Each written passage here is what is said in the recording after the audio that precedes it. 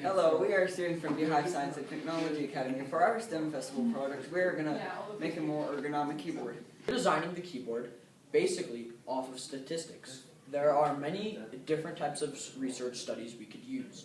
We've had people typing projects off with this keyboard and seeing how many types of punctuation it uses with shift, comma, period, question, exclamation, all that stuff.